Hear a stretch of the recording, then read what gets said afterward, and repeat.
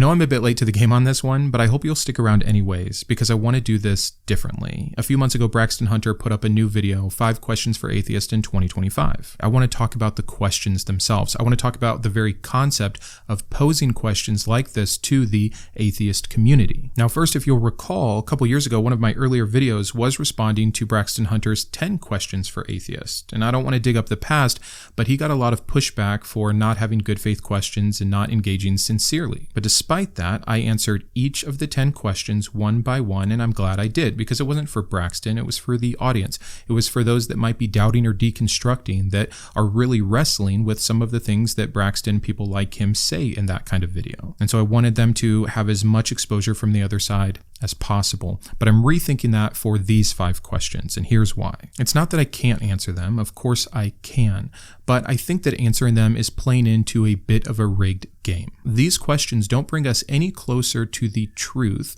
of if the Christian God is real or not. They don't examine the evidence, they don't address Christianity's specific claims, but what they do instead is they shift the burden. They distract from the real issue, and they reframe the conversation in a way that is no longer about testing the faith, but protecting the faith. Now, you can say I'm being overly critical here and that he has every right to ask more deist questions in general. And sure, but I have every right to respond in this way, because Braxton's channel isn't about deism. It isn't about faith in a higher power in general. He represents and promotes and evangelizes the Christian God, as do many of the people that he lists in the video. If it was coming from a channel just about religion or deism or the supernatural, fine. But I really believe that when they come from these specific Christian content creators, it changes things, because these apologetics seem to be representing that they're engaging with atheism. But to me, it seems more like they're dodging their own responsibility to defend their particular worldview, because they do have a particular worldview. Do these Christians really care what atheists think about Richard Dawkins, or how a very select few atheist content creators have shifted their attention after the election? Why are things like this the focus when what these Christian content makers actually believe is that there is a personal God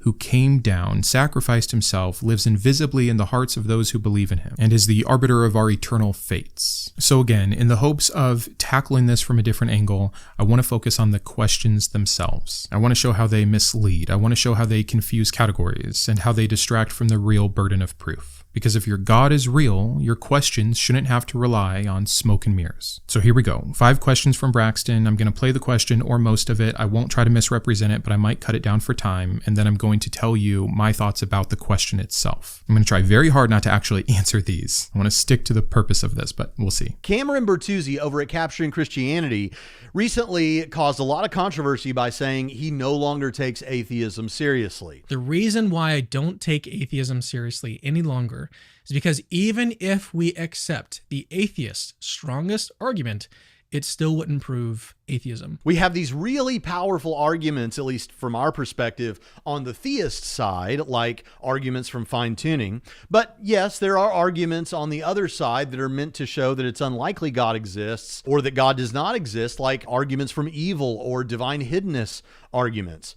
And so this puts us in an interesting spot. We've got arguments for and against. But as Philip Goff suggested recently, perhaps you have a God of limited power. This would mean you have really powerful arguments from God on the theist side, like the fine-tuning arguments, but then the arguments from evil and divine hiddenness no longer become powerful arguments for atheism. Instead, what they are arguments for a limited God, but not arguments for no God. And so there's no reason to take atheism seriously, someone might decide. So the question is Cameron wrong? And if so, why is he wrong? I truly think there's some major logical missteps happening here. The framing of the question is that, okay, you might have some arguments against this kind of God, which again is the exact God that people like Braxton and Cameron believe in, but Philip Goff suggests that maybe it's a limited God, not a God they believe in. Therefore, if atheists don't have an argument against some other kind of God, then atheism is silly in general or doesn't need to be contended with? It just doesn't follow. This isn't about if atheists believe in a supernatural power or not. that. Most of the content that Braxton and Cameron and people like this respond and engage with or react to are people like myself, not the hard atheism that no God of any kind or higher power or creator being can exist. I know there are a few atheists out there who believe that, and I think there's issues with that. I'm agnostic in general, as I believe most atheists are to a higher power. We can't know. But where we claim our atheism, and I think this is a bit semantics, but also they're playing with those semantics, is that I am an atheist to the particular claimed gods that are trying to be put forward and that billions of people on this planet believe in and orient their lives around and vote around and try to control others with. So bringing up things like divine hiddenness or the problem of evil or suffering absolutely makes sense about this God and should be contended with because that's the God that they believe in and that billions around the world do as well. That's the conversation we're actually having here. Literally a textbook false dilemma. Either you disprove all forms of God, including the weaker God or the God that created and left all of these different options other than Yahweh, a personal, supposedly loving God of individual relationship, or you must remain agnostic and open to any God, and thus you can't call yourself an atheist. False. Failure to disprove every conceivable hypothetical being of supernatural power does not invalidate atheism specifically geared towards specifically claimed gods. When Braxton starts defending the idea of a generic, possibly flawed or indifferent God, we can address that, but he's not. Even granting the premise, arguments like the problem of evil or suffering only rule out an all-powerful God. That still refutes Yahweh, who is claimed in both testaments to be that, and it still invalidates Christianity, which depends on God's moral perfection. So hand-waving this away, I don't have to take atheism seriously anymore,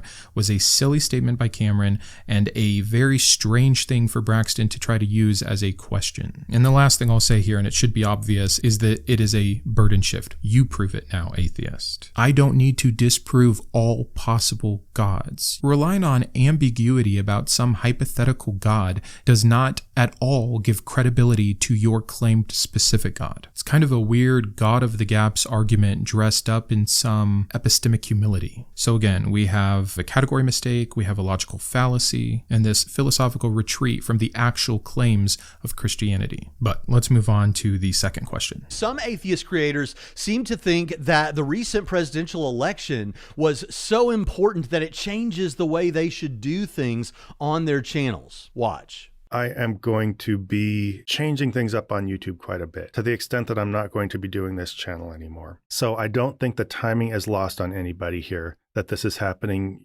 shortly after the last political election. I'm not going to lie, very distraught and a little freaked out by the results, not just who won, but the extent by which they won. And that does get us all thinking about our future and our safety and what things are going to look like going forward. For a while, I had been on the treadmill doing what I was doing. I wanted to get off at some point and doing something different. And so this election and the little jolt that it gave me just kind of pushed me off the algorithm treadmill and gave me the prompt to just do something a little different. I am shifting gears a little bit here and widening the lens, so to speak. And I want to talk about it because I've changed my mind since my last video. I posted a kind of off-the-cuff video of my thoughts and feelings post-election. And I said that the political conversation, I didn't want it to set the tone for future videos. And I didn't want to get into politics. And I wanted to stay focused on what I was doing. But I changed my mind. Why do you think that this election was so impactful to atheists in this way? What did it reveal about the culture? This one was a strange one. I have 4 issues with this question or bringing it up in this context. The first is it's a red herring. This is not a theological question. You don't need to be an atheist to have this question posed. And it is not only atheists that made changes around the election results, and we'll talk about that in another point here. But again, and I don't even know if I did a good job on the first one, I was trying not to answer the question, but to show the issues with the question, but it might be combining itself a little. Does God exist? Is Christianity true? Are the claims of the Bible historically accurate? An election causing people to change their tone has nothing to do with these questions. It's a sociological question. It's a content strategy question. And yeah, those might be interesting in a different context, but considering the source, again, of Braxton's channel and his challenger questions to atheist, this makes no sense. It's category confusion, plain and simple. But the second problem here is a bit of poisoning the well. I hate trying to guess at intents or motives because I think anyone can err there and get themselves in trouble. And maybe Braxton had this as just a gap filler. Like, I only had 4 questions, 5 sounds better. Let me ask about this. But what it seems to imply to me, specifically because he's only talking about how atheist had these reactions, and still only with 2 examples, is to imply, though, that they are emotionally reactive, that they're too ideologically motivated, as if atheism is some byproduct of a cultural or social panic, rather than a response to an asserted claim without evidence. Next, and similar to the first, it's simply irrelevant to God's existence. If every single atheist content creator made a shift like Zod or Christie, would that all of a sudden mean God is true? If not, then why are we talking about this? What is the point you're trying to make? This I'm just asking questions kind of thing really makes the intention look bad if you can't state the goal of it and your complete context for your entire channel is that atheists are wrong and you are right about your particular religion. It's a distraction. Theism does not become more likely because some non-theists are disturbed by the direction of a certain political party. And atheism in general doesn't become any less valid of a response to those asserted claims of, in this case again, Christianity. That's what's so funny. It's invading everything, right? Like the reason Christie's getting more into the political side is because of how the Christians are utilizing this new emboldened power to make change, Christian change, not deist change. We're not forcing kids in school to talk about a potentially higher power. We're hanging up the 10 Commandments. It's one of a million examples about why people like Christie would feel the need to get more politically active. And it's also that Christian potential power that has people like Zod wanting to reconsider when he said himself he was already wanting to make a change. This was just maybe the last little thing that helped push him over the edge. Now we see Trump's anti-Christian bias, and maybe he wasn't all that silly for that. Again, you're trying to escape the Christian part of all of this. You can't have your cake and eat it too in these conversations, and this brings us to the 4th point, probably the most egregious issue here, the selective framing. Not only do you only have these 2 examples, but you make no reference to the fact that this has happened with Christians or any other group at any other time with any other topic. I'm sorry, did evangelicals not mobilize around Trump? Has there not been a rise of Christian nationalism? Do you want me to show you all the videos of pastors from the pulpit, which is not okay with their tax exemption, preaching about why people should be voting for Trump? Entire YouTube ministries have been built around anti-woke, anti-leftist fear, and many other things like that. And I don't care because I think it's fine that anyone who believes anything can use something as a catalyst to being more focused on a particular topic. That doesn't mean I agree with everything they're saying and doing, but I wouldn't use that as a case against Christianity. So then why does Braxton single out only atheist for this kind of cultural shift? Is it because it's easier to paint your opposition as overly reactionary and emotional, hypocritically so, than to address the own issues in the worldview that you actually believe in? Maybe. But let's move on to number 3. Many atheists are determinists, meaning that they don't believe in free will, at least not of the sort that many people think of when they hear the term free will. They believe that the past history of the universe is like to a billion trains of dominoes or trillions of chains of dominoes that result in the past history of the cosmos, the formation of your physical body, your past life experiences, your neural structure, and the firings of neurons in your brain that are your choices, but could not have been otherwise. On the other hand, maybe some atheists think that we have what's called libertarian freedom, the notion that whatever you ended up choosing, you really could have done otherwise. So here's my question. If you're a determinist, how do we hold people morally culpable for things they do that could not have been otherwise, given the history of the universe? And if it is the case that you believe in free will of the libertarian sort, as an atheist. How is that possible without God? So let's start with a compliment for Braxton. This question is A, more on point than the other two, and B, he did a pretty good job at least defining what determinism is, or some of its nuance or compatibilism, etc. But there's still some issues with the question in general. And again, really hard for me not to want to answer this one because I think about this stuff all the time. I am indeed a determinist. But once again, we have a false dilemma, trying to box atheist into two extreme positions and then assume that both are incoherent without God. But many philosophical frameworks do deal with this. And until you can prove that your God is real or that he is also compatible with the free will that Christians claim they have, then we're both just playing with a philosophical concept. It's special pleading. You're acting like the Christian view of free will is morally superior. I could go on for 10 hours about why that's simply not the case. Please tell me how foreknowledge, sovereignty, and predestination work with the supposed free will of the Christian stance. And I'm not trying to do some whataboutism. I'm trying to say that each of these continue to be misrepresented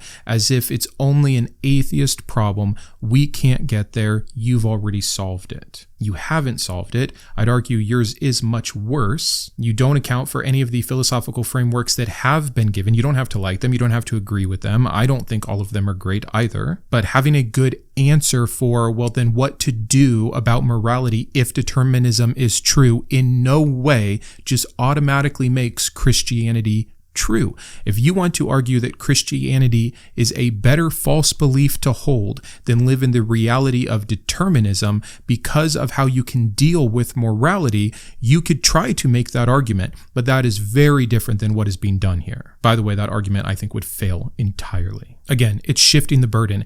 Atheists do not need to solve every philosophical or conscious-related question to reject supernatural claims. Neither does their inability to do all of that make Christianity all of a sudden true. Okay, I'm just going to do it. I'm going to give like a 60-second answer to the whole morally culpable thing here.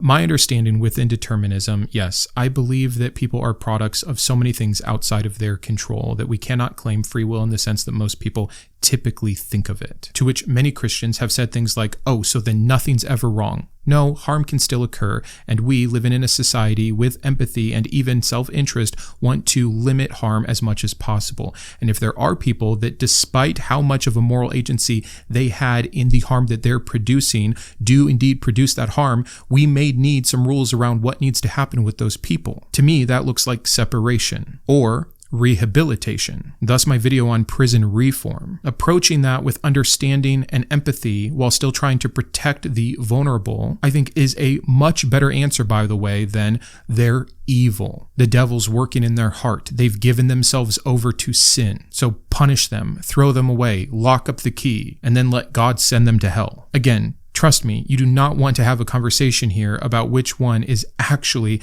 a better way of negotiating with morality. That's not to say that every determinist feels the same way I do. I'm speaking for myself here, but that would be my very short answer here that still would require a lot of explanation. But let's move on to the next point. Richard Dawkins has long been praised by atheists as one of the four horsemen of the new atheism.